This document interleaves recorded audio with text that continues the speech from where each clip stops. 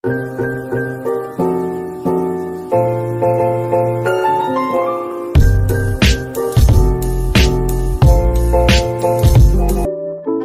semuanya. Jadi hari ini aku mau ceritain kisah horor yang berasal dari salah satu pesantren di Jawa Timur yang mengisahkan seorang santriwati yang bernama Herlina. Kisah hantu santriwati Herlina yang melakukan balas dendam ini adalah kisah nyata. Kisah ini terjadi di sebuah pondok pesantren di Jawa Timur. Sebut saja Herlina. Ia adalah santriwati yang cantik dan ramah, namun ia selalu merasa kurang diperhatikan oleh orang-orang di sekitarnya. Karena hal itu, Herlina berniat untuk melakukan sesuatu yang menarik perhatian. Suatu hari, Herlina mencuri sebuah cincin akik milik Pak Kiai. Sayangnya, aksinya tersebut ketahuan oleh teman-temannya dan ia pun dilaporkan ke pengurus. Karena takut dihukum, Herlina pun pergi dari pondok pesantren. Sampai di jalan raya, Herlina pun mengalami kecelakaan. Ia tertabrak oleh mobil. Dan konon katanya pihak pesantren tidak mengetahui bahwa Herlina telah meninggal dunia. Herlina sangat terpukul saat mengetahui bahwa anaknya sudah meninggal dunia dan menilai pihak pesantren telah lalai menjaga anaknya. Gelap mata, orang tua Herlina mendatangi dukun ilmu hitam untuk menghidupkan kembali anaknya supaya ia bisa membalaskan dendamnya. Dukun pun menyetujuinya. Setelah ada transaksi harga, sang dukun pun memanggil makhluk halus untuk merasuki tubuh Herlina yang sudah tidak bernyawa. Dukun berpesan agar setiap malam Jumat Kliwon, Herlina diberi minum darah agar Herlina tetap bisa hidup. Singkat cerita, hantu Herlina pun kembali ke pondok pesantren dan pesantren pun menerimanya kembali, walaupun mereka tidak mengetahui bahwa Herlina telah meninggal. Sebagai persyaratan Herlina bisa kembali ke pesantren, Herlina pun harus menjalani hukuman dan Herlina masuk ke asrama seperti biasanya. Aneh dengan tingkah dan perilaku Herlina karena Herlina hanya diam dan tidak berbicara.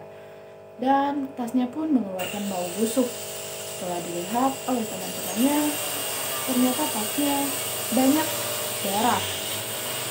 Pada suatu malam, Herlina meminta pengurus pesantren putri untuk mengantarnya ke kamar mandi. Tapi setelah 2 jam, Herlina tidak keluar juga. Pengurus pun memanggil teman-teman yang lain untuk mendobrak pintu kamar mandi tersebut. Ketika pintu terbuka, terlihat ada sosok wanita yang berpakaian merah, bertari, dan sedang tertawa. Pengurus dan teman-temannya pun ketakutan. Mereka berlari dan melaporkan hal tersebut ke Pak Kiai.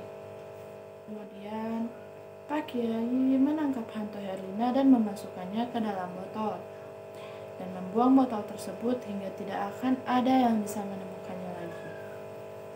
Kejadian itu pun membuat pihak pondok pesantren mengetahui bahwa Herlina sudah meninggal dunia. Pihak pondok pesantren pun mendatangi rumah Herlina. Konon, kisah ini adalah kisah nyata dan telah memakan korban, yaitu pengurus pesantren tersebut.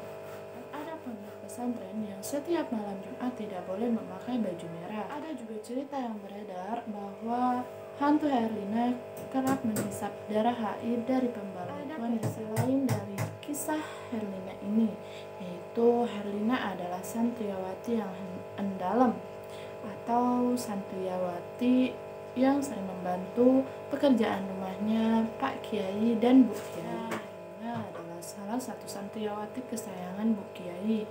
Karena sering membuat kesalahan atau berbuat nakal pun Herlina tetap dimaafkan oleh Ibu Kiai. Hari Herlina ketahuan mencuri perhiasan Pak Kiai dan Bu Kiai.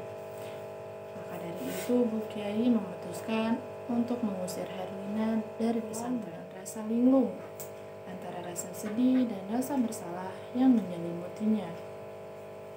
Pada akhirnya ia pun sampai di rel kereta api.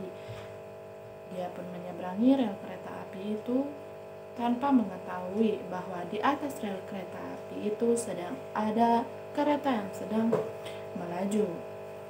Kereta api itu pun menggilas hancur tubuh Herlina. Konon setelah itu, hantu Herlina menjadi gentayangan. Hal ini membuat seisi pondok pesantren takut dan Herlina ini menjadi simbol cerita seram di pondok pesantren tersebut.